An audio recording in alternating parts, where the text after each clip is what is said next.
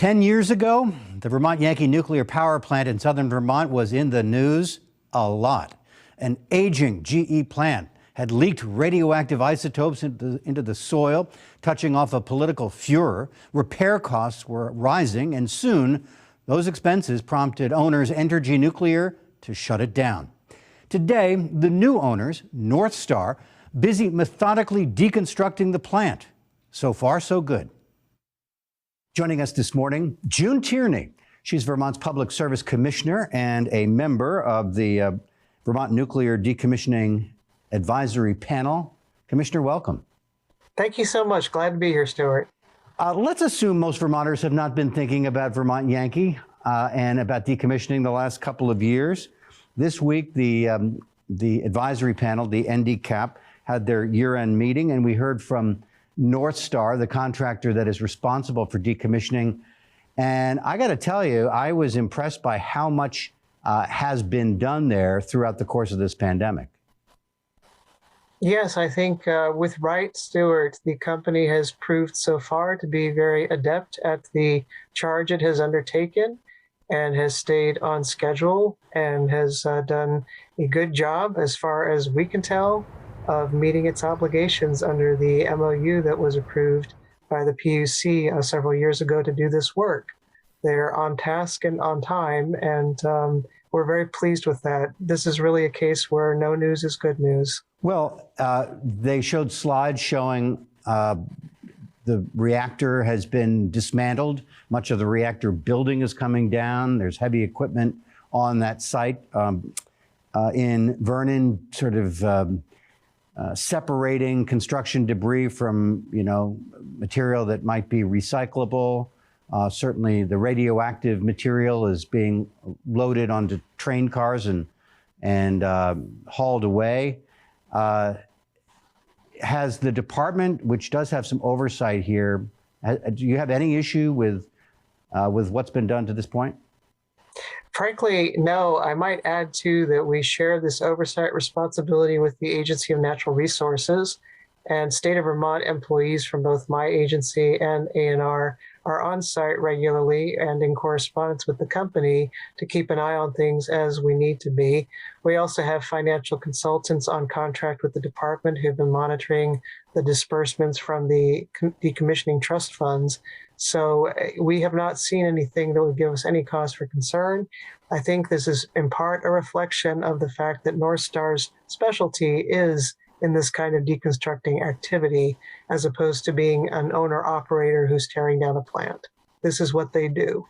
Yeah, and a few years ago, Vermont was facing the prospect of nothing happening there for 60 years, or up to 60 years, and now all of a sudden the place doesn't look anything like it used to.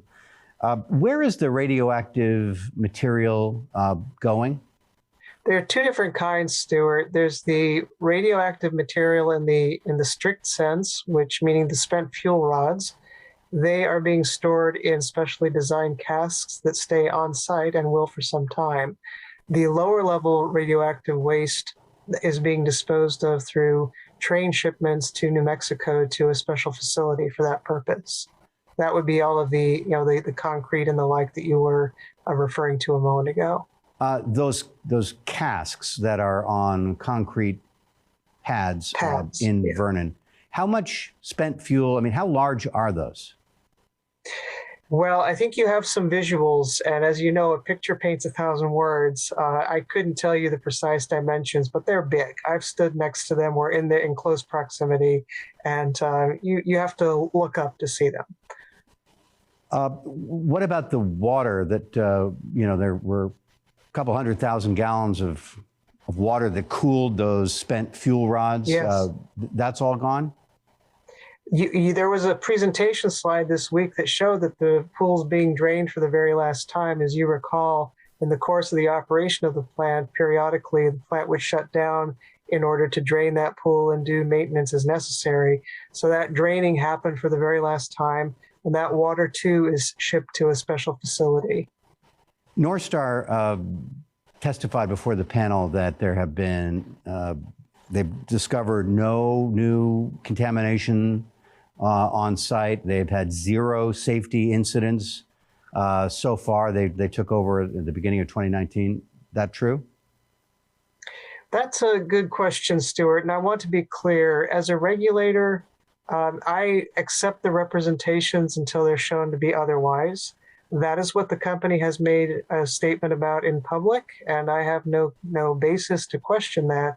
But I think I have to leave it there, except to say that this is what the company has reported, and in our supervision of the site, I'm not aware of anything that contradicts that. I think the ANR may want to speak to that as well to confirm the point that you are asking about. Commissioner, your department, as you said, has oversight over the financial arrangement. Indeed. And the MOU with North Star. How much there was for all of Yankee's operating life money put into a decommissioning fund?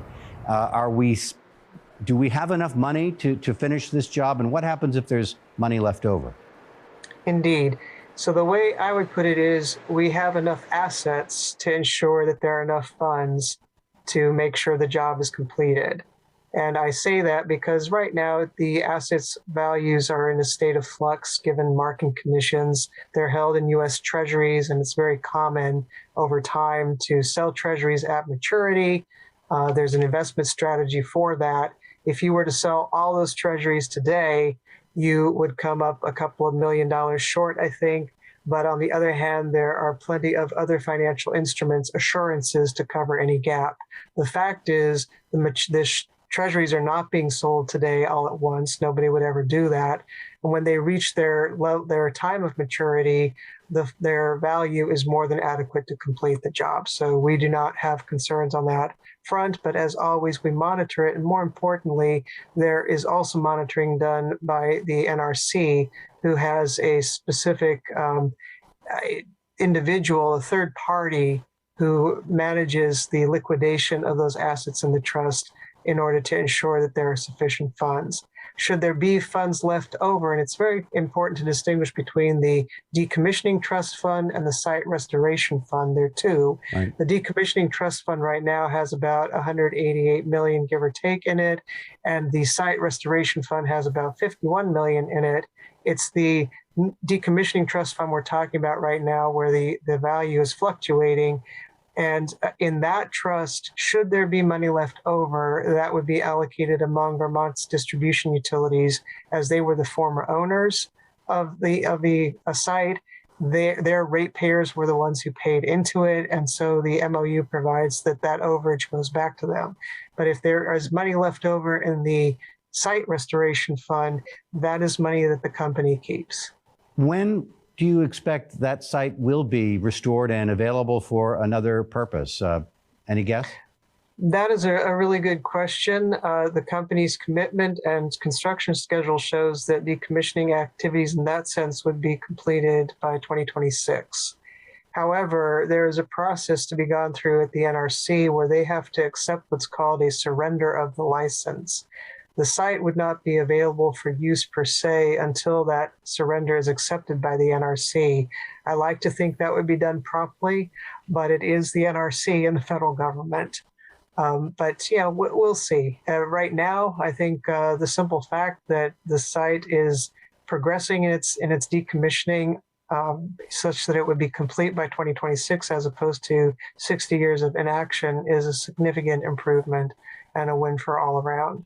Commissioner June Tierney with the Vermont Department of Public Service. Thanks for being our guest here on NBC5 In Depth. My pleasure, Stuart.